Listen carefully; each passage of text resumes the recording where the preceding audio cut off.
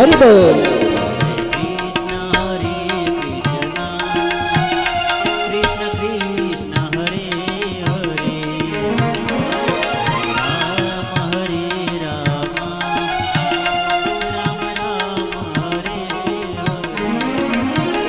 હરે કૃષ્ણ કૃષ્ણ હરે હરે, હરે રામ રામ રામ હરે હરે, હરે રામ હરે કૃષ્ણ કૃષ્ણ હરે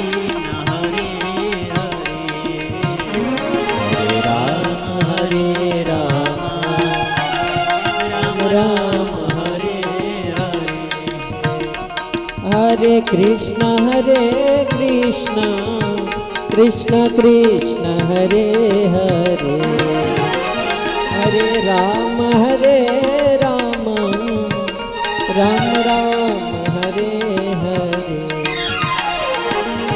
કૃષ્ણ હરે હરે, હરે રામ રામ હરે હરે. योगदान हरि नाम संकीर्तन की जय. श्रील प्रभुपाद.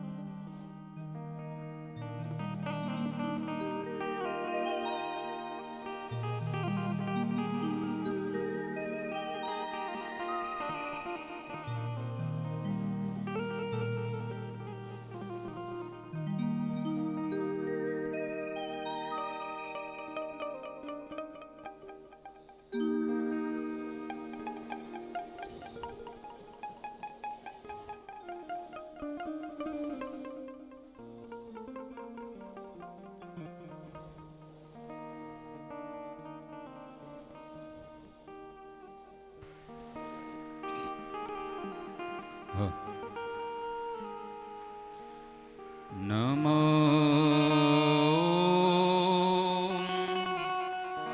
વિષ્ણુપાદાય કૃષ્ણપૃષ્ઠાય ભૂતલે શ્રીમતે ભક્તિવેદાંત સ્વામીતિ નામિને. નમસ્તે સરસ્વતે દેવે ગૌરવાણી પ્રચારિને નિર્વિશેષ શૂન્યવાદી પાશ્ચાત્ય દેશ તારિને.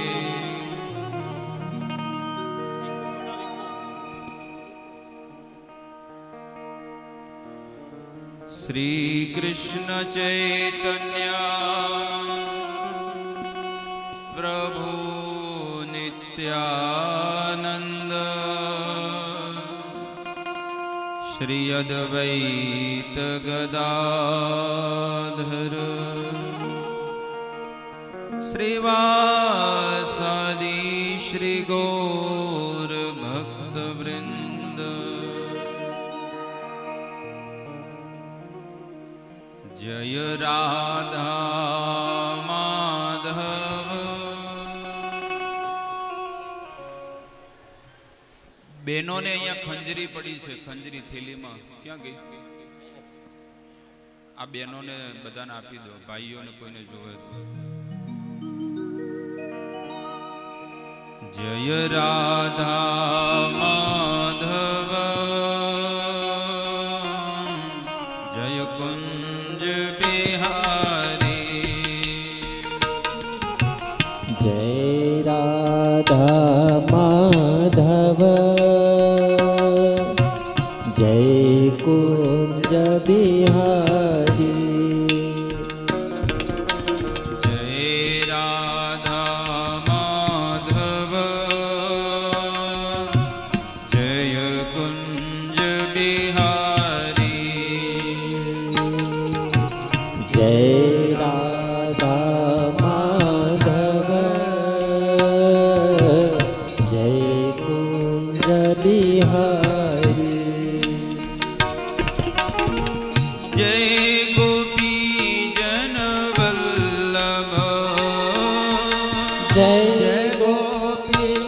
જન વલ્લભ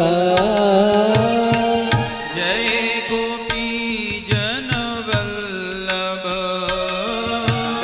જય ગોપી જન વલ્લભ જય ગિરિવરધારી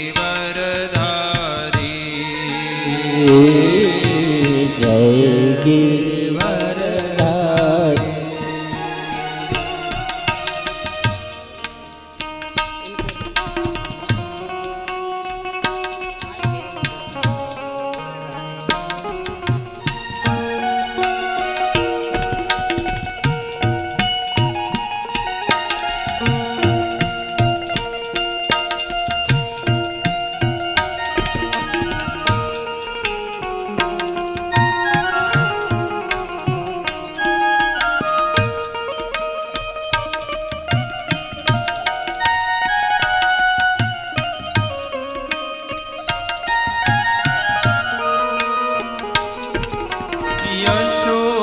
યશોદાનંદન વ્રજ જન રંજના यशोदानंदन ब्रज जन इसका इको कम कर दो भाई, बहुत ज्यादा बढ़ गया है, कम करो।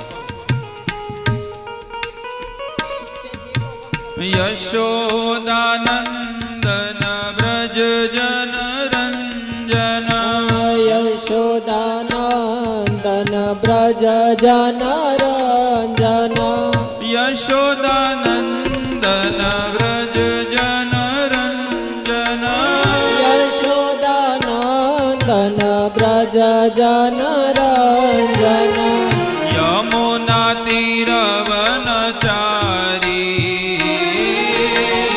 यमुना तीरवनचारी यमुना तीरवनचारी यमुना तीरवनचारी जय गिरिवरधारी जय गिरिवरधारी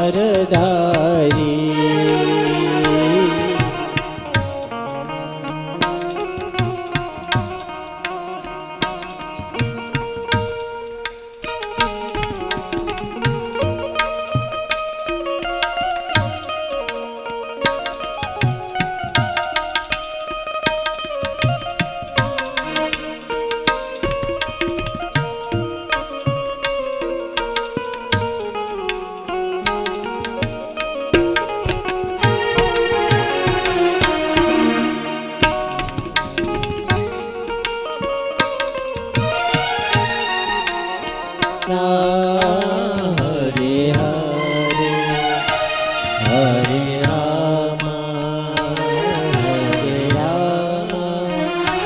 राम राम सतत स्मरण करो भगवान हरे हरे हरे कृष्णा कृष्णा कृष्णा हरे हरे हरे राम राम राम हरे हरे हरे कृष्णा कृष्ण कृष्ण हरे हरे हरे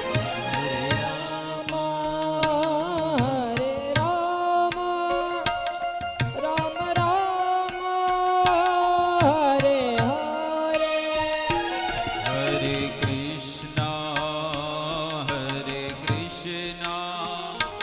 कृष्णा कृष्णा हरे हरे हरे राम राम राम हरे हरे हरे कृष्ण कृष्ण कृष्ण हरे हरे हरे राम राम राम हरे हरे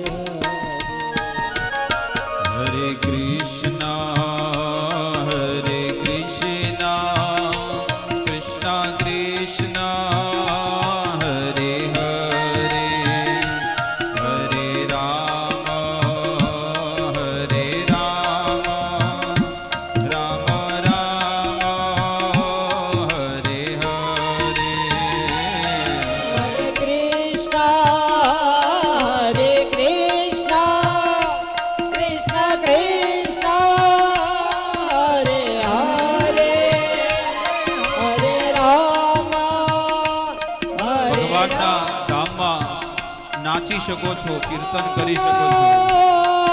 હરે હરે હરે કૃષ્ણ કૃષ્ણ કૃષ્ણ હરે હરે, હરે રામ રામ રામ હરે હરે. હરે કૃષ્ણ કૃષ્ણ કૃષ્ણ હરે હરે, હરે રામ રામ રામ હરે હરે. હરે કૃષ્ણ કૃષ્ણ કૃષ્ણ હરે હરે, હરે રામ રામ રામ હરે હરે. હરે કૃષ્ણ કૃષ્ણ કૃષ્ણ હરે હરે, હરે રામ રામ રામ હરે હરે. હરે કૃષ્ણ કૃષ્ણ કૃષ્ણ હરે હરે, હરે રામ રામ રામ હરે હરે. હરે કૃષ્ણ કૃષ્ણ કૃષ્ણ હરે હરે, હરે રામ રામ રામ હરે હરે. હરે કૃષ્ણ કૃષ્ણ કૃષ્ણ હરે હરે, હરે રામ રામ રામ હરે હરે. હરે કૃષ્ણ કૃષ્ણ કૃષ્ણ હરે હરે, હરે રામ રામ હરે ગોરાનિતાય જય ગોરાનિતાય. જય ગોરનિતાય જય ગોરનિતાય, ગોરનિતાય જય ગોરનિતાય. જય જય જગન્નાથ જગન્નાથ બલદેવ સુભદ્રા. જય જય જગન્નાથ જગન્નાથ બલદેવ.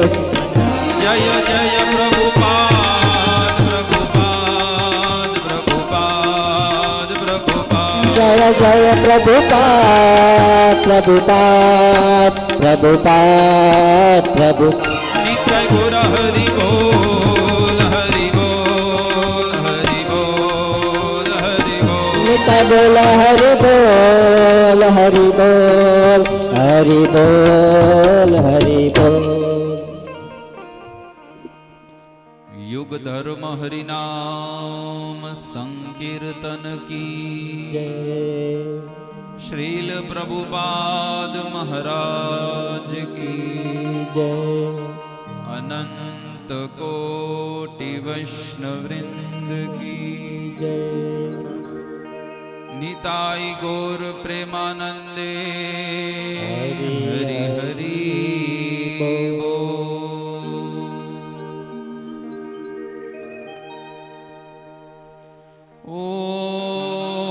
ઓમ નમો ભગવતે વાસુદેવાય. ઓમ નમો ભગવતે વાસુદેવાય. ઓમ નમો ભગવતે વાસુદેવાય. ઓમ નમો ભગવતે વાસુદેવાય. ઓમ નમો ભગવતે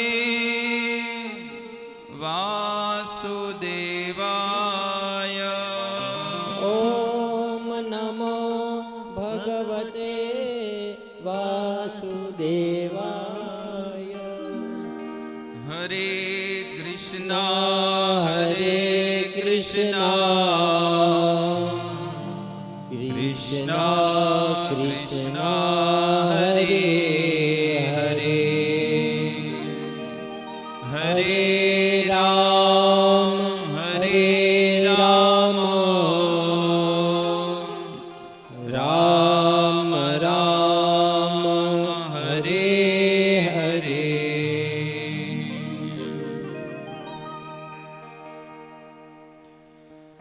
શ્રી કૃષ્ણ ગોવિંદ હરે મુરારે હે નાથ નારાયણ વાસુદેવ. જીહવે પીબસ્વા નૃતમેત દેવં ગોવિંદ દામો દરમાધવેતિ. ગોવિંદ દામોદર માધવેતિ.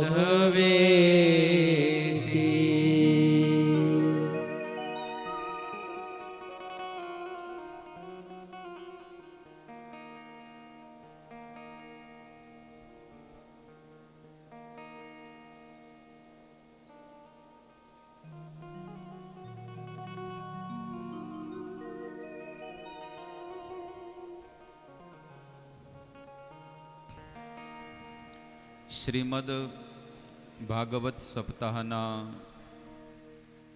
દ્વિતીય દિવસમાં પધારેલા, થોડા ઇકો રખના જરા, ઇફેક્ટ હા બડાવો, દરેક ભગવાનના વાલા વૈષ્ણવ ભક્તોનું શ્રી વૃંદાવન ધામ હરિઓમ યાત્રા સંઘ દ્વારા પ્રસ્થાપિત શ્રીમદ ભાગવત કથામાં આપ સૌનું હાર્દિક સ્વાગત છે.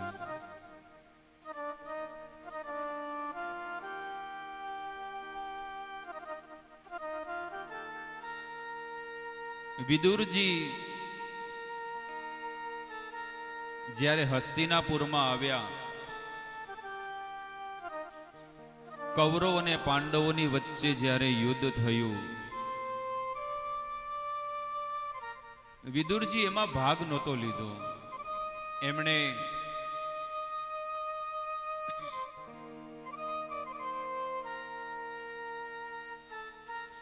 તીર્થોની અંદર ધામવાસ કર્યો.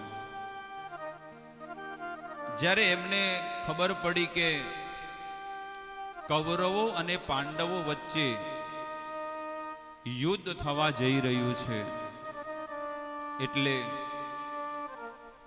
એ વિચાર કરે છે કે હું જો આમાં ભાગ લઉં તો હું પાપનો ભાગીદાર બનીશ. એટલે વિદુરજી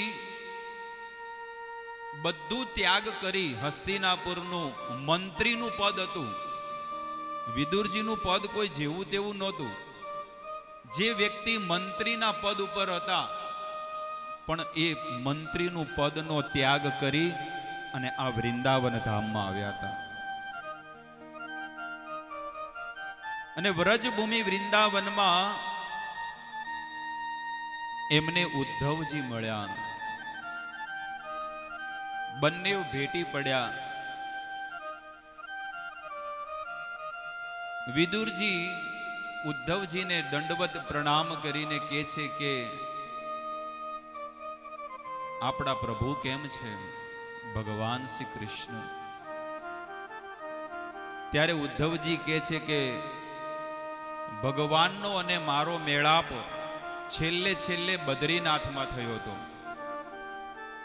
અને બદ્રીનાથ ધામમાં એમણે મને છેલ્લે જે ઉપદેશ આપ્યા, એટલા સુંદર ઉપદેશો હતા કે મનુષ્યને જીવનમાં ઉતારવા લાયક હતા. અને હે વિદુર, ઈ વાતો તો કરતા, કથા કરતા, પણ વાતે તમને યાદ કરતા હતા. વિદુરજી વિદુરજીને આંખમાં આંસુ આવી ગયા કે એક મારા જેવો એક તુચ્છ વ્યક્તિ, જે ક્ષુદ્ર પરિવારમાં જેને જન્મ લીધો છે, એમને ભગવાને યાદ કર્યા. એમના આંખમાં જળજળિયા આવી ગયા, આંસુ આવી ગયા અને રડવા માંડ્યા વિદુરજી આ વ્રજભૂમિમાં. એના પછી વિદુરજી જિજ્ઞાસા કરે છે કે ભગવાને મારા માટે કંઈક સંદેશો આપ્યો છે. હા વિદુર, ભગવાને જ્યારે મને ધર્મનો ઉપદેશ આપ્યો, બહુ સુંદર ચર્ચાઓ થઈ અને છેલ્લો સાર એમણે વાત કરી હતી કે હે ઉદ્ધવ, આ સંસારના સમસ્ત જીવોને કહી દેજો કે જો તમે તમારો મોક્ષ, તમારો ઉદ્ધાર કરવા માંગતા હોય તો તમે મારું ભજન કરજો, મારી ભક્તિ કરજો, તમારું કલ્યાણ થઈ જશે.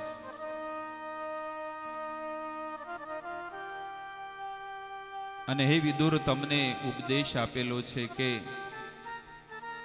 મારા ભક્ત વિદુર જ્યારે તમને મળે તો તમે વિદુરને કહેજો કે તમે હરિદ્વાર જજો અને હરિદ્વારમાં મૈત્રે ઋષિ મુનિનો સંગ કરજો. વિદુરજી બધું વૃંદાવનના જેટલા પણ તીર્થો છે, દર્શનીય સ્થાન છે, એ બધી જગ્યાએ જઈ વિદુરજીએ દર્શન કર્યા છે. ભક્તો મહાજન આપણા આચાર્યોએ જે જે જગ્યાએ દર્શન કર્યા છે, પરિક્રમાઓ કરી છે, એ જગ્યાએ આપણે પણ પરિક્રમા કરતા હોઈએ છીએ. મહાજનો યેન ગતસ પંથા.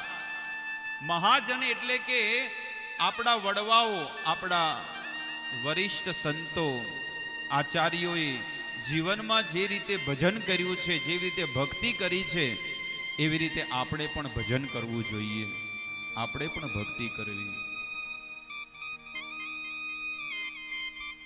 આપણે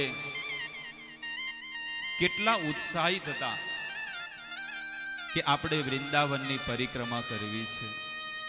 ભક્તો અઘરું તો છે, પણ તમે હૃદય પર હાથ મૂકીને કહો કે જેને આખી પરિક્રમા કરીને એને કેટલો બધો આનંદ આવ્યો હશે. બહુ અદ્ભુત આનંદ, કે મારું કેટલું સૌભાગ્ય કહેવાય કે ભગવાને મારી ઉપર કેટલી કૃપા કરી કે હું એક ડગલું એ ચાલી શકું એમ નથી, પણ આજે 12 કિલોમીટરની પરિક્રમા પૂરી કરી દીધી મેં. બોલો.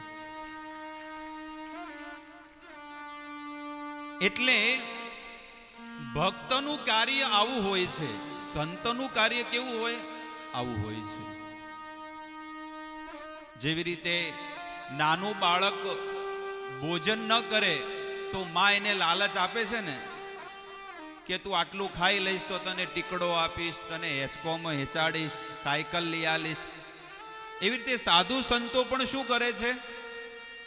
ભક્તોને ઉત્સાહ આપીને કે બસ હવે થોડુંક છે, થોડુંક છે, એમ કરતા કરતા ઠેઠ ગાડી પાર કરી નાખે. તો વિદુરજી વૃંદાવનના સમસ્ત તીર્થોના દર્શન કરીને હરિદ્વારમાં મૈત્રે ઋષિ મુનિ પાસે પહોંચ્યા છે. અને ત્યાં પણ એમને એટલો સુંદર ભગવત સત્સંગ કર્યો. જ્યારે વિદુરજી હસ્તિનાપુરમાં આવ્યા એટલે કૌરવોનો વિધ્વંસ થઈ ગયો અને યુધિષ્ઠિર રાજા એ રાજ સિંહાસન પર બેઠા છે. જ્યારે યુધિષ્ઠિર મહારાજને ખબર પડી કે મારા કાકા વિદુરજી આવ્યા છે, એટલે વિદુરજીનું સામયું કાઢે છે. જો કોઈ શુદ્ધ સંત આપણા દ્વારે આવે તો આપણે પણ એનું સામયું કાઢતા હોય, એમનું સ્વાગત કરતા હોય, એમની આરતી ઉતારે, ફૂલોની માળા પહેરાવે, સુંદર ભોગ અર્પણ કરે. એવી રીતે વિદુરજી પણ જ્યારે હસ્તિનાપુરની એ સીમાડા પર આવ્યા એટલે યુધિષ્ઠિર મહારાજે એમનું સામયું કાઢ્યું છે. અને સામયું કાઢતા યુધિષ્ઠિર મહારાજ કહે છે કે હે કાકાશ્રી, આપ હસ્તિનાપુરમાં આવ્યા અને સમસ્ત તીર્થોની જાત્રા કરીને આવ્યા છો, તો આપ તો પૂજનીય છો, વંદનીય છો. આપણને પણ આપણા ઘરના સદસ્યોને, કુટુંબીઓને કેટલો હરખ હોય જ્યારે આપણે પણ ભગવાનના ધામના દર્શન, પરિક્રમા, ભગવત કથા સાંભળીને જ્યારે આપણા ઘરે જશું ને, તો આપણું એ સામયું કાઢશે. બધા સુંદર સુંદર પ્રસાદ વિતરણ કરશે. લોકો બહુ ઉત્સાહિત હશે કે મારા માતા પિતા જાત્રા કરવા ગયા છે. આ વૃંદાવન ધામ એવું છે કે કદાચ તમે 4 ધામ ન ગયા હોય, સંપૂર્ણ ભારતમાં જેટલા પણ તીર્થો છે એ તીર્થોના તમે દર્શન ન કર્યા હોય, પણ વૃંદાવન ધામ એવું છે કે જે વૃંદાવનમાં આવે એને સમસ્ત તીર્થોનું ફળ મળી જતું હોય છે. એટલી બધી મહિમા છે. કારણ કે સમસ્ત તીર્થ, સમસ્ત ધામ, જેટલી પણ નદીઓ છે પવિત્ર, એ આ વૃંદાવન ધામમાં નિવાસ કરે છે.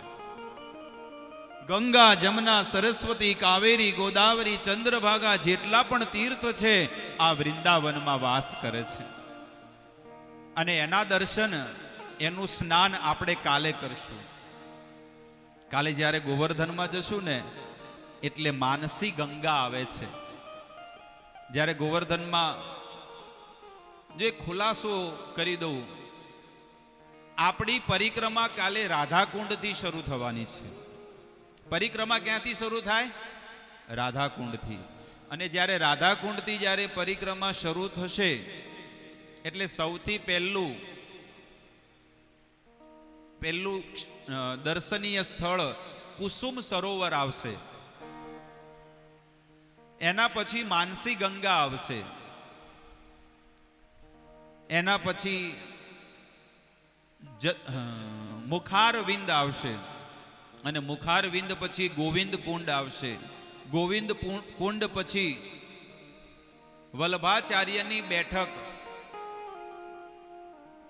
જેમને 84 બેઠક છે એમાં 12 અને 13 નંબરની બેઠક, 2 બેઠકો એમની ગોવર્ધનમાં છે, એ ગોવિંદ કુંડમાં આવેલી છે.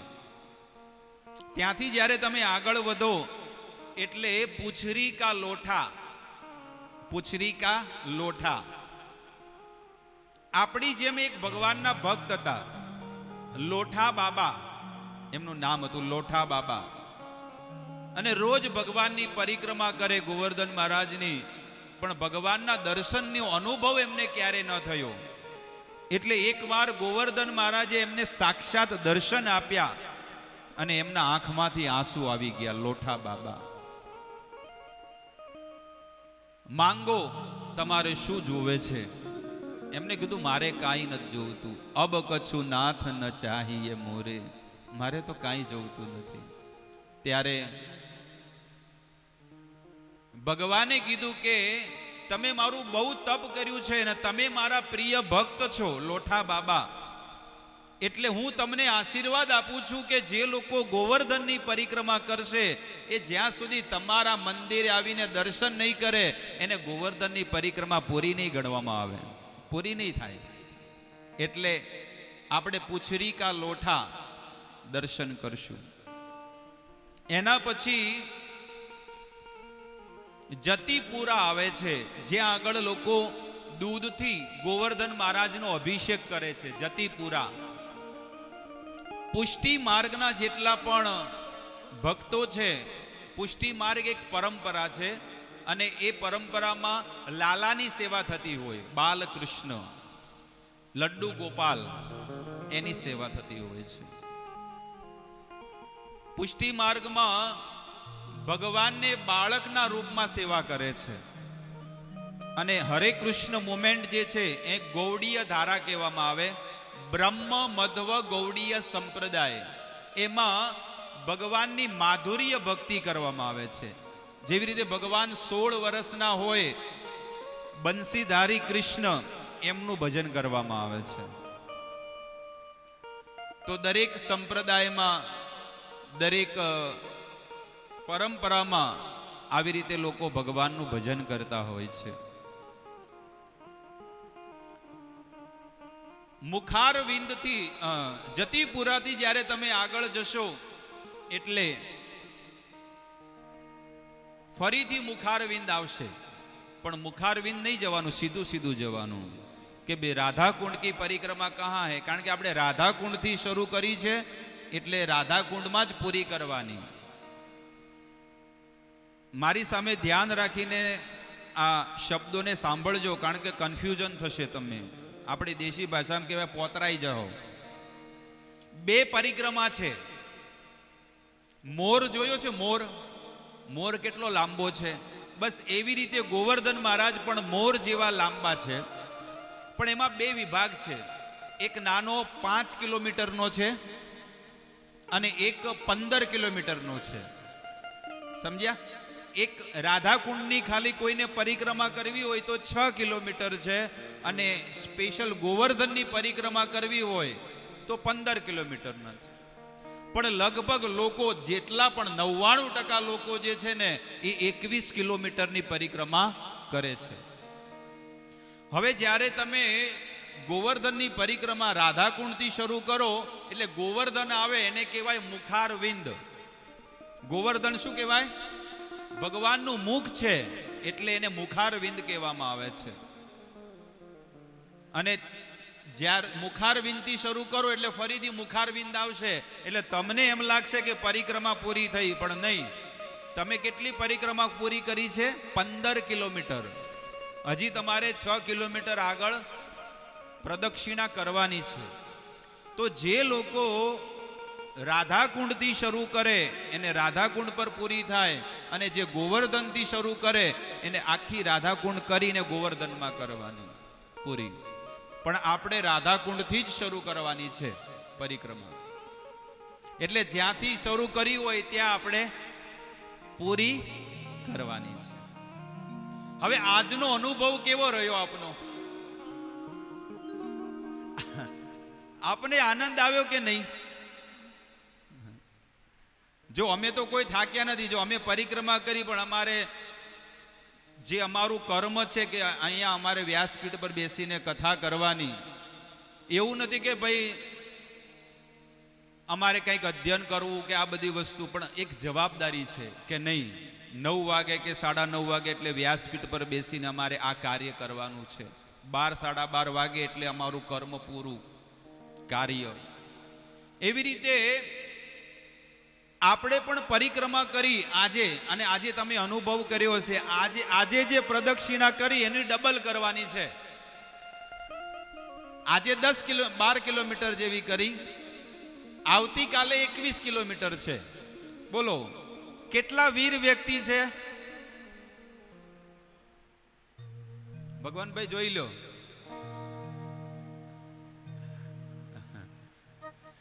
લગભગ 30% લોકો તો છે જ હાજર, અને એ કરશે. અને હું ભગવાનને એ જ પ્રાર્થના કરું છું કે હજી ટકાવારી વધે અને ભગવાન તમને બહુ શક્તિ આપે કે તમારી ગોવર્ધન મહારાજની પરિક્રમા પૂરી થાય. અમુક લોકોને પસ્તાવો થશે કે હારું ના કરી, આટલે આયા તોય ના કરી. અમુકને પસ્તાવો થશે કે હારું બેટરી વાળી બેસીને શું કરવી, એના કરતા ચાલો 4-5 કિલોમીટર તો ચાલીએ. ગયા અઠવાડિયે અમારે અહીંયા કથા હતી, લગભગ અમે 150 જણા હતા, 150 જણા. એમાં પાલનપુરથી 80 જણા હતા અને અમદાવાદના 70 જણા. તમને વિશ્વાસ નહીં આવે, 50% લોકોએ ગોવર્ધનની પરિક્રમા કરી અને 80 થી 85% લોકોએ વૃંદાવનની કરી હતી. આનો આ જ શેડ્યુલ હતો. શેડ્યુલ એટલે નિયમ. અમે બીજા દિવસે વૃંદાવનની કરી હતી અને ત્રીજા દિવસે ગોવર્ધન મહારાજની કરી હતી. તો જ્યાં સુધી ધામની મહિમા તમને ખબર નહીં પડે ત્યાં સુધી તમે કઈ રીતે એમાં વિશ્વાસ પેદા થાય? હકીકતમાં આપણે અહીંયા સંપૂર્ણ ભાગવત છે, પણ કાલે મેં ભાગવતની મહિમા નહોતી લીધી. એનું કારણ હતું, એનું એક કારણ હતું કે મારે વૃંદાવનની મહિમા તમને કેવી હતી કે પ્રદક્ષિણાનું કેટલું ફળ મળે છે. તો આજે ભાગવત મહિમા પણ ચાલશે અને એના અંતર્ગત ગોવર્ધનની મહિમા પણ તમને સંભળાવી દઉં. એમાં જ્યારે તમે મુખારવિંદ પહોંચો એટલે ત્યાંથી ફરીથી આગળ વધવાનું છે અને જ્યારે આગળ વધો એટલે ઉદ્ધવ કુંડ આવશે. કયો? ઉદ્ધવ કુંડ. જ્યારે ભગવાને બદ્રીનાથમાં, બદ્રીનાથ જે 4 ધામ છે ને, બદ્રીનાથમાં ભગવાને જ્યારે ઉદ્ધવજીને ઉપદેશ આપ્યો એટલે ઉદ્ધવજીને કીધું કે ઉદ્ધવ, સૌથી પહેલા તમે વૃંદાવનમાં જાઓ અને વિદુરજીને સંદેશો આપજો. અને ઉદ્ધવજી અહીંયાથી દ્વારકા ગયા હતા. ઉદ્ધવજી અહીંયાથી દ્વારકા ગયા અને દ્વારકા પછી 16,108 રાણીઓ જે છે એમને એ ઉદ્ધવ કુંડ ઉપર બોલાયા. ગોવર્ધન પર્વતમાં જે ઉદ્ધવ કુંડ છે ત્યાં આગળ ઉદ્ધવ મહારાજે 1 મહિનો ભાગવત સંભળાવ્યું હતું. 1 મહિનો એટલે એ ઉદ્ધવ કુંડ ઉપર 1 મહિનો સંપૂર્ણ ભાગવત 16,108 રાણીઓએ સાંભળ્યું અને એ રાણીઓ અહીંયાથી જ ગોવર્ધનથી એ ભગવાનના ધામમાં પહોંચી ગઈ હતી. ઉદ્ધવ કુંડથી જ્યારે તમે ધીરે ધીરે પરિક્રમા તમારી આગળ ચાલશે એટલે તમે શ્યામ કુંડ અને રાધા કુંડે પહોંચશો. એક કુંડ રાધા કુંડ છે, એક કુંડ શ્યામ કુંડ છે. શાસ્ત્રોમાં એની બહુ મહિમા છે કે ભગવાને અરિષ્ટાસુરનો વધ કર્યો હતો. અરિષ્ટાસુર એક બળદના રૂપમાં આવ્યો હતો. રોજ અને અલગ અલગ દિલ્હીના અલગ અલગ રાક્ષસો આવતા ભગવાનને મારવા માટે. એમાંથી એક રાક્ષસ જેનું નામ અરિષ્ટાસુર, અને આ રાક્ષસ જ્યારે ભગવાનને મારવા આવ્યો એટલે ભગવાને એક મુષ્ટિકા મારી અને એને મારી નાખ્યો હતો. રોજ ગોપીઓ અને રાધા રાણી અને કૃષ્ણનું મિલન થતું એટલે એ રાધા કુંડ અને શ્યામ કુંડ ઉપર એમનું મિલન થયું. ત્યારે રાધા કુંડ અને શ્યામ કુંડ નહોતું, પણ એ જગ્યા ઉપર રાધા અને કૃષ્ણ મળ્યા એટલે રાધા રાણી કહે છે કે અમે તમને નહીં મળીએ, તમારું મોઢું એ નહીં જોઈએ. ભગવાન કે કેમ? તમે ગાયોના ગોવાળ કહેવાઓ અને તમે બળદનો વધ કર્યો એટલે તમને બ્રહ્મ હત્યાનું પાપ લાગે. તો કે હવે હું શું કરું? તમે સંસારના બધા તીર્થોમાં જઈને સ્નાન કરો. હરિદ્વાર જાઓ, નાસિક જાઓ, કુંભમાં જાઓ, જ્યાં તમારે જવું હોય જાઓ. અને બધા તીર્થોમાં જ્યારે સ્નાન કરશો ત્યારે તમે પવિત્ર થશો અને ત્યારે જ હું તમારા દર્શન કરું, ત્યાં સુધી નહીં કરું. ભગવાન કે એમાં ક્યાં મોટી વાત છે? આ બધા તીર્થો બધા મારા દાસ ને દાસીઓ છે, એમને બોલાવીને અહીંયા જ બોલાવી દઉં ને, મારે ત્યાં જવાની શું જરૂર છે? ભગવાને પોતાના પગની એડી પાછળનો જે ભાગ છે જમીનમાં દબાયો અને જેવો દબાયો મોટું કુંડ થઈ ગયું. હે ગંગે જમને સરસ્વતી કાવેરી ગોદાવરી ઈહા ગચ્છે, અહીંયા આવી જાઓ. ત્રિભુવનના જેટલા પણ તીર્થો છે એ કુંડમાં આવીને વિરાજમાન થઈ. બધા તીર્થો આવી ગયા અને ભગવાને એમાં સ્નાન કરી લીધું. અને બધા તીર્થો ભગવાનને વંદન કરે છે કે હે કૃષ્ણ, હું ગંગા અહીંયા આવી ગઈ. હે કૃષ્ણ, હું યમુના અહીંયા આવી ગઈ. હું કાવેરી, હું ગોદાવરી, હું ચંદ્રભાગા, હું તાપી, હું નર્મદા. આવા જેટલા પણ તીર્થો છે ને બધા હાથ જોડીને વંદન કરી અને એ તીર્થમાં સમાવિષ્ટ થઈ ગયા. એટલે ભગવાન કે જો રાધે, મેં તો સંપૂર્ણ તીર્થોમાં સ્નાન કરી લીધું, પણ પાપ તો તમને લાગ્યું છે. કેમ? રાધા રાણી કે કેમ મને પાપ લાગ્યું? અમે તો કાંઈ કર્યું નથી. પણ તમે મારા જેવા પાપીનો દર્શન કર્યા એટલે તમે સ્નાન કરી લો આ કુંડમાં, તો તમે પવિત્ર થઈ જશો. ઈ રાધા રાણી કે અમે અમારું અલગથી કુંડ બનાવશું.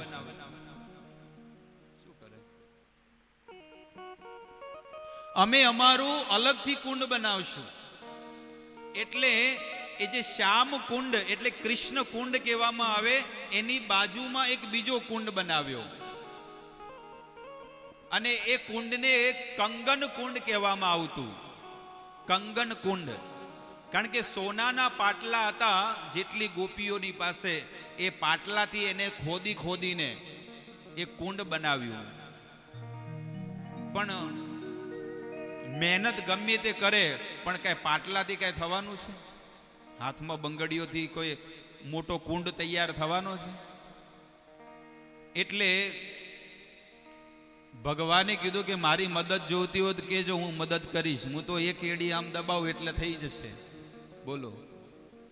અને બધી ગોપીઓ જ્યારે થાકી ગઈ એટલે એમાંથી એક ગોપી આવી અને કીધું કે કૃષ્ણ થોડીક મદદ કરો ને. સુંદર મજાનો ભગવાને મોટો કુંડ બનાવી દીધો. બહુ મોટો કુંડ છે, તમે દર્શન કરજો જે લોકો પરિક્રમા કરે. હવે કુંડ તો બનાવ્યો, પણ જળ ક્યાંથી લાવવું? જળ એટલે પેલી જે માનસી ગંગા જે આપણે હમણાં દર્શન કર્યા ને, એમાં પણ સંસારના બધા તીર્થોનો વાસ છે. કારણ કે નંદ બાબા ઘરડા હતા અને ભગવાન કૃષ્ણ માત્ર 6-7 વર્ષની ઉંમરના હતા. કારણ કે ઘડપણમાં એમને દીકરાનું સુખ મળ્યું હતું. ઘડપણમાં એટલે નંદ બાબા કહે છે કે કાના, કૃષ્ણ અને બલરામ તમે રોહિણી માતા પાસે રહો અને અમે પતિ પત્ની એટલે કે જશોદા અને નંદ અમે બંને બધા તીર્થોમાં જાત્રા કરીને આવીએ, કારણ કે અમે ઘરડા થઈ ગયા હવે. એટલે ભગવાન કહે છે કે તમારે બધે જવાની શું જરૂર છે? બધા તીર્થોને હું અહીંયા બોલાવી દઉં, કારણ કે તીર્થોનો સ્વામી હું છું. એટલે એ માનસી ગંગામાં ભગવાને બધા તીર્થોને બોલાવ્યા અને નંદ બાબા અને જશોદાએ એ કુંડમાં સ્નાન કર્યું અને ભગવાને આશીર્વાદ આપી દીધા કે જે આ કુંડમાં માનસી ગંગામાં જે સ્નાન કરે એને સંપૂર્ણ સંસારના તીર્થોનું ફળની પ્રાપ્તિ એને થાય છે. એટલે હવે બધી ગોપીઓ છે ને, એ કે તમારા કુંડનું જળ અમારે નથી જોઈતું. એ બધા માટલા ભરીને ક્યાંથી લાવે છે? માનસી ગંગામાંથી લાવે છે. અને માનસી ગંગામાંથી લાવી અને પોતાના કુંડમાં, કંગન કુંડમાં નાખે છે. પણ માટલા ભરીને કોઈ થોડું થવાનું છે? ટેન્કર ભરીને લાવો તોય ના થાય, એટલું મોટું કુંડ છે. એટલે ભગવાને કીધું કે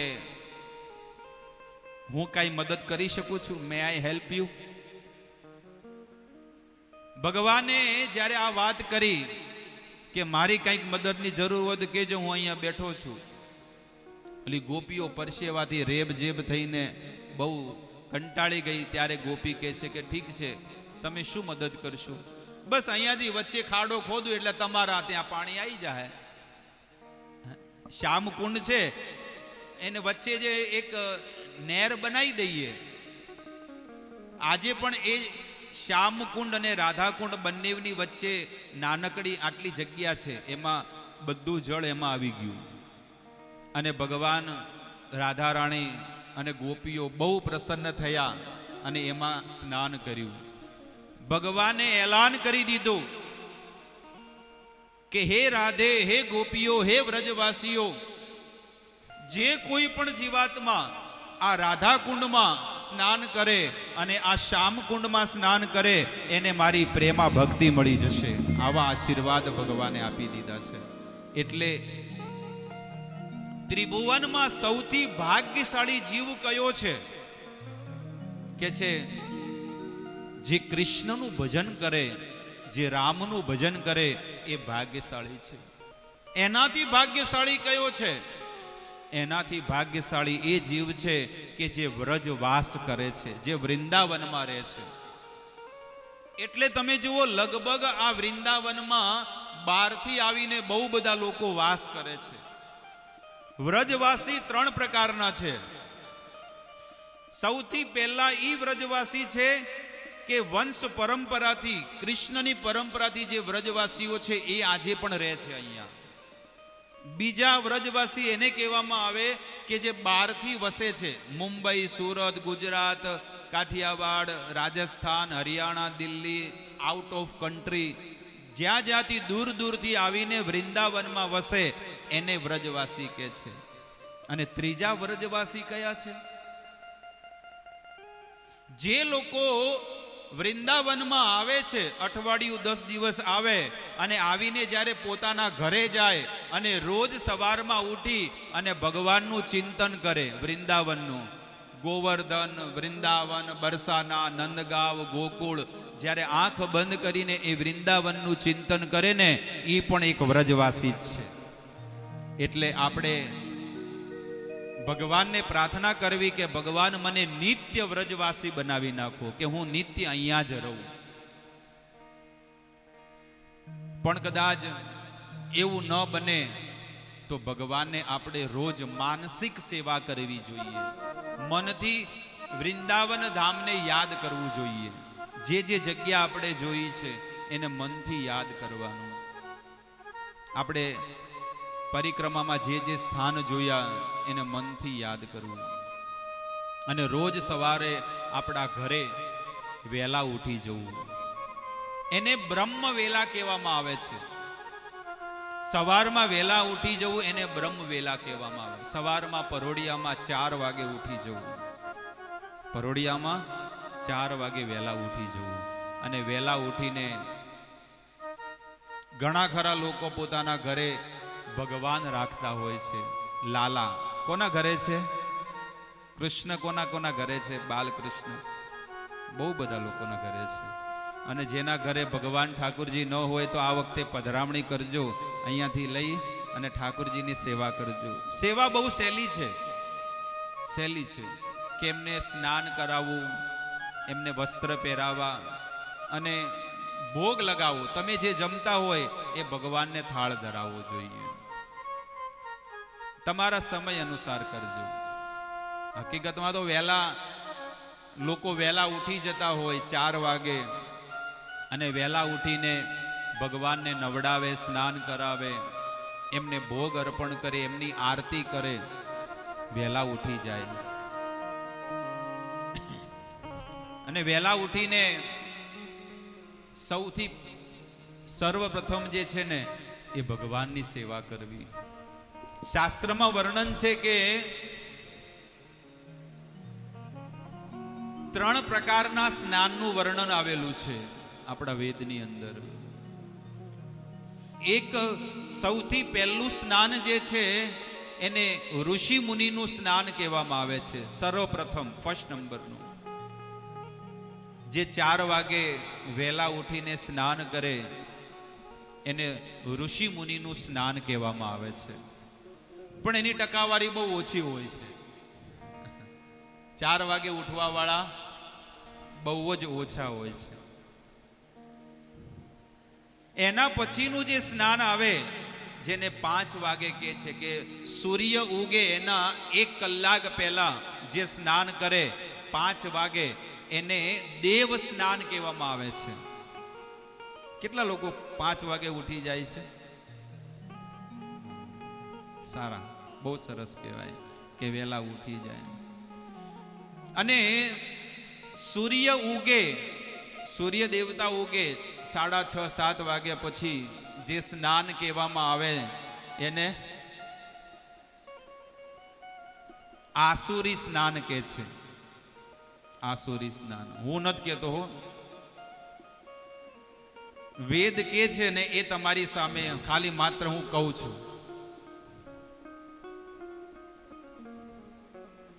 એટલે 3 પ્રકારના સ્નાન છે: ઋષિ મુનિ, દેવ અને આસુરી. આવા 3 પ્રકારના સ્નાન છે. થોડા ડીલે કમ કરને કા બોલને કા, થોડા ડીલે कम करो जरा सा. हाँ ठीक. એટલે વહેલા ઉઠવું. આપણા ઘરડાઓ છે ને, ઘરડાઓ આપણને સારી સલાહ આપતા કે ભાઈ ઉઠો, ઊભા થાવ. વહેલું ઉઠે એ ચકોર કહેવાય અને મોડું ઉઠે એ અંઘોરી કહેવાય. સાંભળ્યું છે આ શબ્દ? આપણા ઘરડા માવેતર જે દાદા દાદી હોય ને, આપણને આવું શિખામણ આપતા, ભાઈ વહેલા ઉઠો. વહેલું ઉઠે ને ચકોર કહેવાય અને જે મોડું ઉઠે ને અંઘોરી કહેવાય. એ કોઈ દાડો સક્સેસ થાય નહીં. એટલે વહેલા ઉઠવું જોઈએ. ઘણા લોકો કે ભાઈ અમે ભગવાનને બહુ પ્રેમ કરીએ, પણ ભગવાન આપણને પણ બહુ પ્રેમ કરે છે, એટલે ભગવાન પરોડિયામાં 4 વાગે ઉઠી જાય છે. અને ઉઠીને ભગવાન વિચાર કરે કે ભક્તો મારા દર્શન કરવા આવે ને હું ઊભો ન થાઉં તો. એટલે ભગવાન જાગી જાય કે નહીં જાગતા? મંગળા આરતીમાં 4, 4:30 વાગે એટલે જાગી જાય. અને તમને કદાચ વિશ્વાસ ન આવે તો તમે અહીંયા 1-2 કિલોમીટર છે, આ પરિક્રમા માર્ગમાં તમે પહોંચ્યા ને, પોલીસ ચોકી એની બાજુમાં ઇસ્કોન મંદિર છે. અને તમારે કદાચ પરમ દિવસે કદાચ ઈચ્છા થાય તો તમે જજો 4 વાગે. હજારો લોકો ઊભા હશે મંગળા આરતીમાં ભગવાનના દર્શન કરવા માટે. હજારો લોકો. કેમ કે ભગવાન એના કરતા વહેલા તૈયાર થઈ જાય છે કે મારા ભક્તો મારા દર્શન કરવા આવે તો મારે તૈયાર ન થવું જોઈએ.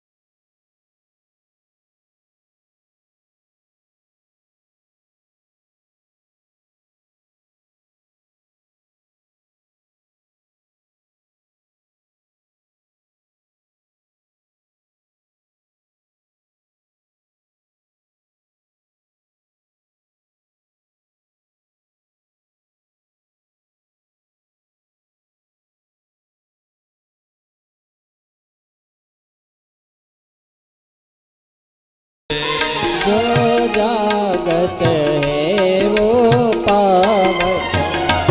સંતો કે છે અરે મુસાફિર ઉઠ જાગ મુસાફિર ભોર ભઈ. હવે તો સૂર્ય ઉગી ગયો.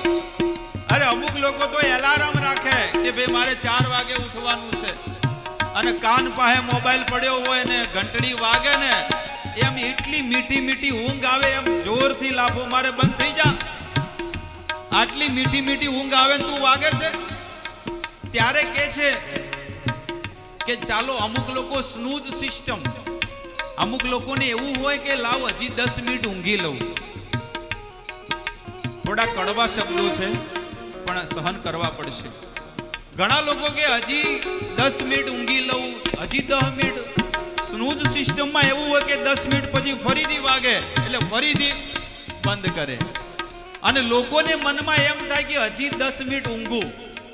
અરે લોકો તો દિવસમાં ઊંઘમાં ઓફિસમાં બોલો ઊંઘતા હોય.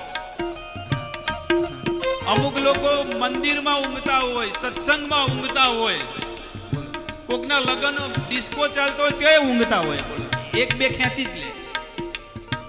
એટલે આવા લોકો એમ વિચાર કરે કે થોડું ઊંઘું તો શરીરને સુખ મળે. પણ આપણી દેશી ભાષામાં, કડવી ભાષામાં કહેવાય કે જે 6 કલાકમાં જે ઊંઘીને ઊંધું ન માર્યું હોય 10 મિનિટમાં શું થવાનું છે. એટલે કે છે કે ઊંઘનો ત્યાગ કરો અને ઊંઘનો ત્યાગ કરીને ભગવાનનું નામ લો.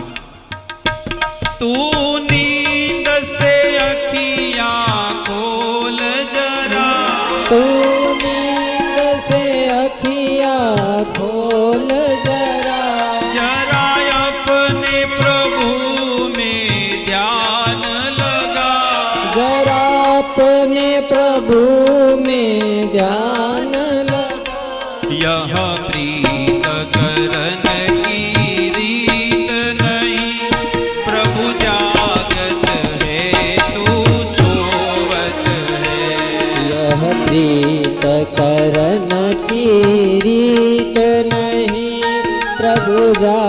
सोवत है तू सोवत है उठ जाग मुसाफिर मोर भई अब रे न कहाँ तू सोवत है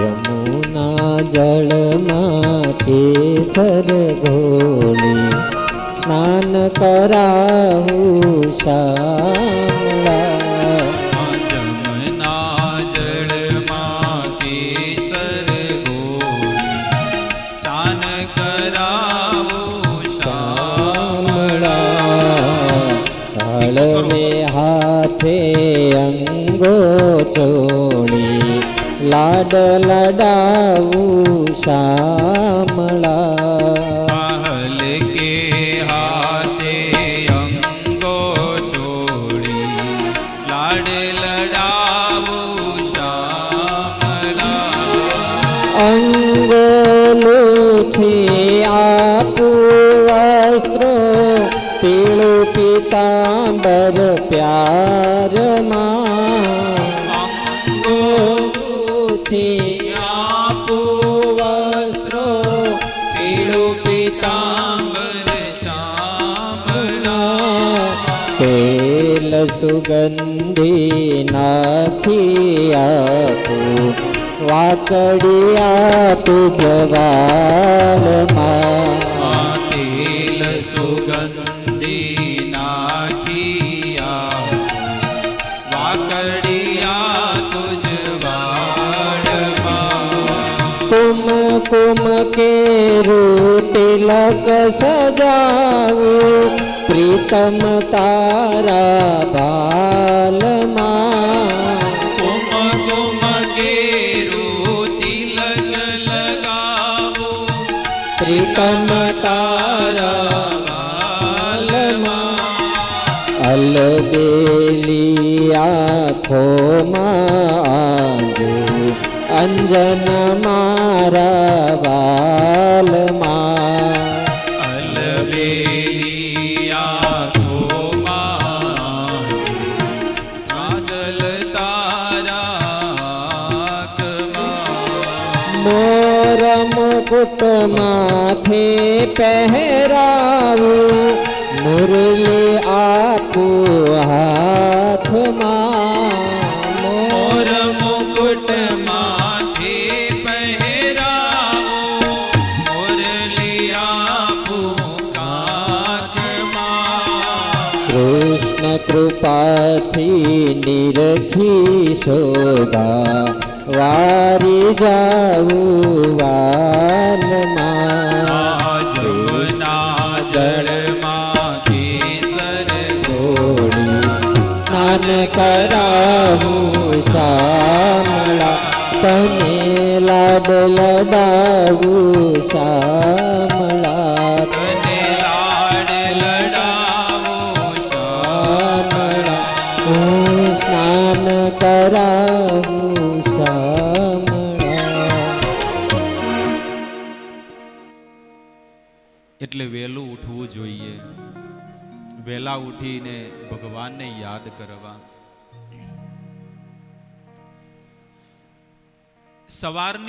સવારનો જે સમય જે છે ને એને બ્રહ્મ વેલા કહેવામાં આવે છે, બ્રહ્મ મુહૂર્ત. 3 પ્રકારના ગુણોને આપણે જાણીએ છીએ, તમો ગુણ, રજો ગુણ અને સત્વ ગુણ. સવારનો જે સમય જે કહેવામાં આવે બ્રહ્મ મુહૂર્તનો, 3 વાગ્યાથી લઈ અને સવારના 8-9 વાગ્યા સુધીનો એને સત્વગુણનો સમય ગણવામાં આવતો હોય છે. અને એ સમયગાળામાં તમે જ્યારે કોઈ ભક્તિ કરો, ભજન કરો, કોઈ પણ કાર્ય કરો ને, તો એમાં તમને બહુ આનંદ આવશે, સુખ મળશે. સવારમાં જ્યારે તમે માળા કરો સત્વગુણમાં, તો તમે ભગવાનનું ધ્યાન ને ચિંતન આવશે. હરે કૃષ્ણ કૃષ્ણ કૃષ્ણ હરે હરે, હરે રામ રામ રામ હરે હરે. આ જે માળા જોડી છે ને, આ માળા મણકે મણકે જ્યારે તમે ભગવાનના હરેક નામનો રસાસ્વાદન તમે કરશો, અને બપોરે તમે કરશો તો એકદમ સ્પીડમાં, કારણ કે તમારે કામે જવાનું હોય, કાંઈ કામ હોય, બધું હરે કૃષ્ણ કૃષ્ણ કૃષ્ણ હરે હરે રામ રામ રામ કઈ પટે ને કઈ. અને રાતના તમે કદાચ સાંજના ટાઈમે તમે માળા કરો હરે કૃષ્ણ, એ પછી તમારી મન જ ના લાગે ને તમારું કે કઈ પટે ને કઈ ખીલે વળગાડું. એટલે ગુણોનો પ્રભાવ જે છે ને આપણા શરીર ઉપર અને વાણી ઉપર પણ પડતો હોય છે. તમે જુઓ, કોઈને જ્વેલર્સ હોય, જ્વેલર્સ એ કેટલા વાગે ખોલે છે?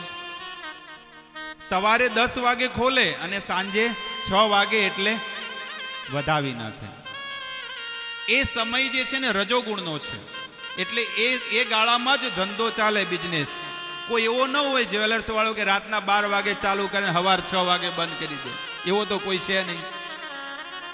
હવે બીજી વસ્તુ, જેટલા પણ મોટા મોટા શહેરો છે, સિટીઓ છે, એ બિયર બાર ને ખોટી પ્રવૃત્તિના માણસો એ કેટલા વાગે ચાલુ થાય? રાતના 8 વાગે ચાલુ થાય ને રાતના 2 વાગે સુધી ચાલુ રહે છે કે નહીં? એને તમો ગુણનો સમય છે, એટલે એ સમયમાં એનો પ્રભાવ વધારે પડે. એવી રીતે ભજન કરવાનો જે પ્રભાવ જે છે ને એ સવારમાં 3 વાગ્યાથી લઈ અને સવારમાં 7 વાગ્યા સુધીનો છે. એ ગાળામાં તમે જ્યારે ભજન કરો, ચિંતન કરો, સ્મરણ કરો, ભક્તિ કરો, ધ્યાન કરો, એમાં એટલું બધું ફળ અને આનંદ આવશે કે જેની કોઈ તુલના નથી. એટલો બધો આનંદ આવે. એટલે વહેલા ઉઠો, વહેલું ઉઠીને ભગવાનનું ધ્યાન કરો. યુધિષ્ઠિર મહારાજ કહે છે કે તમે મારા ધામમાં, તમે અહીંયા હસ્તિનાપુરમાં તમે પધાર્યા, પણ તમે બધા તીર્થોને પણ પવિત્ર કરવા વાળા તીર્થ છો. તીર્થમ કુર્વંતી તીર્થાની. આવી રીતે વિદુરજીનું મેં તમને વાત કરી કે આ વૃંદાવન વ્રજભૂમિમાં આવી અને એમને બહુ ભજન કર્યું, બહુ તપ કર્યું. વેદવ્યાસ મહારાજે જ્યારે ભાગવત લખ્યું તો ભાગવત મહાત્મામાં લખે છે, ભગવાનના ગુણ ગાય છે. સચ્ચિદાનંદ રૂપાય વિશ્વ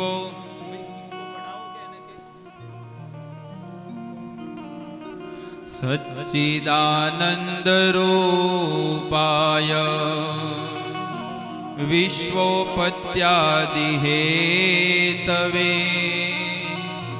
તાપત્રય વિનાશાય શ્રી કૃષ્ણાય વયમ નમઃ. વેદવ્યાસ મહારાજ લખે છે કે ભગવાનનું સ્વરૂપ કેવું છે, એટલે કે છે સચ્ચિદ આનંદ રૂપાય. ભગવાન સચ્ચિદ આનંદથી બનેલા છે. ભગવાનમાં સત્ય છે. ચિદ એટલે કે ભગવાનનું સંપૂર્ણ શરીર પરમ આત્મા છે, પરમાત્મા. અને આનંદ, ભગવાનને પગથી લઈને માથા સુધી આનંદ જ આનંદ છે. એટલે ભગવાનની અંદર 24 કલાક નિત્ય આનંદ જ વરસે છે. અને આપણે એની શોધમાં જ છીએ બધા, કે મને ક્યાંક સુખ મળે, ક્યાંક આનંદ મળે, છે કે નહીં? કે હોય ગયા તો પણ મજા ના આવી. લોકો નહીં કહેતા અહીંયા ગયા હતા પણ મજા ના આવી, અહીંયા આનંદ ના આવ્યો, સુખ ન મળ્યું. એ સુખ બધાને જોવે છે, બધાને જોવે છે. પણ એ આનંદ જે છે ને એ ભગવાનની પાસે છે. તમારે ધન જોઈતું હોય તો ધનવાન પાસે જવું જોઈએ. અને પેલું કે ને કે બુદ્ધિ એ જોવે તો સરસ્વતી પાસે જવું જોઈએ. નિરોગ બનવું હોય તો સૂર્ય દેવતા પાસે એની ઉપાસના કરવી જોઈએ, પણ જો આનંદ જોઈતો હોય તો ભગવાન પાસે જવું જોઈએ, શ્રી કૃષ્ણ પાસે, કારણ કે એમની પાસે બહુ આનંદ છે, બહુ સુખ છે. એવા ઘણા બધા દાખલાઓ છે કે જે લોકો આ જગતમાં બાહરિક સુખ શોધી રહ્યા હતા, સુંદર સ્ત્રીમાં, ધનમાં, ગાડીમાં, બંગલામાં, પણ એ લોકોએ એ બધું સુખ ભોગવીને પણ એ લોકો કંટાળી ગયા કે આ જગતમાં કોઈ જગ્યાએ સુખ નથી. ત્યારે એ લોકો ભગવાનની શરણમાં ગયા, એટલે એ લોકોને લાગ્યું કે સુખ તો માત્ર ભગવાનના ચરણોમાં છે, બીજે ક્યાંય સુખ નથી. એટલે ભગવાનમાં આનંદ છે. સચ્ચિદાનંદ રૂપાય, એ ભગવાન, એનું સામર્થ્ય કેવું છે, ભગવાનનું સામર્થ્ય કેવું છે, એટલે કે છે વિશ્વ ઉત્પત્તિ આદિ હેતવે, એ વિશ્વનું સર્જન કરે છે ભગવાન. ભગવાનની ઈચ્છા થઈ કે ભગવાન તો પોતાના ધામમાં હતા જ, પણ ભગવાનની ઈચ્છા થઈ કે હું જીવોને પ્રગટ કરું. એટલે ભગવાનના શરીરમાંથી ભગવાન જ્યારે શ્વાસ બહાર કાઢ્યા, એટલે અનંત કોટી જીવાત્માઓ, આત્માઓ બધી બહાર નીકળી. લગભગ જીવાત્માઓ ભગવાનની સેવામાં લાગી ગયા, પણ અમુક જીવો કે છે કે અમારે તમારી સેવા અમારે નથી કરવી, તો શું, અમારે શેઠ બનીને રહેવું છે, સ્વામી બનીને રહેવું છે. એટલે ભગવાને કીધું કે જો ભાઈ અહીંયા કોઈ સ્વામી નથી, સેવક નથી, અહીંયા બધા એક સમાન છે, વૈકુંઠમાં તમે આનંદથી રહો અને આનંદ કરો. કે ના, અમારે તમારી જેમ અમારે શેઠ બનવું છે, માલિક બનવું છે.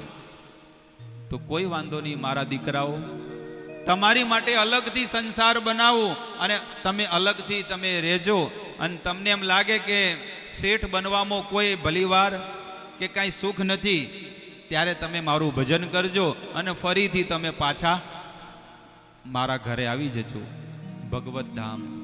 એટલે ભગવાને છે ને આ સંસારી જીવો માટે અલગથી આ જગત બનાવ્યું અને જગતનું નામ જ બનાવી દીધું, લખી દીધું.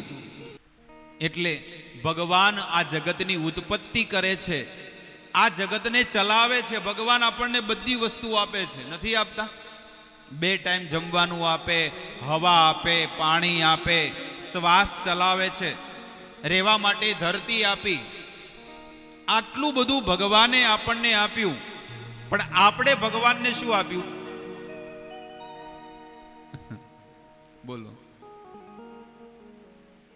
તમે એમ કહો કે ના, અમે પૈસા આપ્યા, અમે દાન કરીએ છીએ, અમે ઘણી બધી વસ્તુ કરીએ છીએ, અમે ભગવાનના મંદિરે જઈએ છીએ, અમે પરબો બંધાવી, અમે ગૌ સેવા કરી, અમે આ કાર્ય કર્યું. અલ્ટિમેટલી બધી વસ્તુ જોવામાં આવે તો એ દેવાવાળા કોણ છે? ઠાકુરજી છે.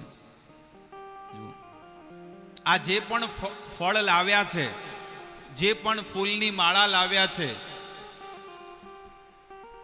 ભગવાન એનાથી બહુ પ્રસન્ન થાય કે મારી માટે ફળ લાવ્યા, મારી માટે ફૂલોની માળા લાવી, તો ભગવાન એ જીવથી બહુ પ્રસન્ન થાય. પણ જો એમાં કોઈ અભિમાન રાખે કે મેં આપ્યું, તો ભગવાન કે તે નથી આપ્યું, મેં આપ્યું છે, હું તમને આપું છું અને એ વસ્તુ તમે મને આપો છો. જેવી રીતે હું તમને તમારા જીવનનો અનુભવ બતાવું કે માતા પિતા છે પોતાના સંતાનોને કંઈક વસ્તુ લાવીને આપે કે લો બેટા ખાઓ, અને એ દીકરો જ્યારે તમને આપે તો તમે કેટલા પ્રસન્ન થાવ? તમારા 2 દીકરા છે, હવે તમે જાત્રા કરવા આવ્યા અને જાત્રા કરીને જ્યારે ઘરે જશો એટલે તમે તમારા છોકરાના છોકરાઓને 50-50 રૂપિયા વાપરવા આપો કે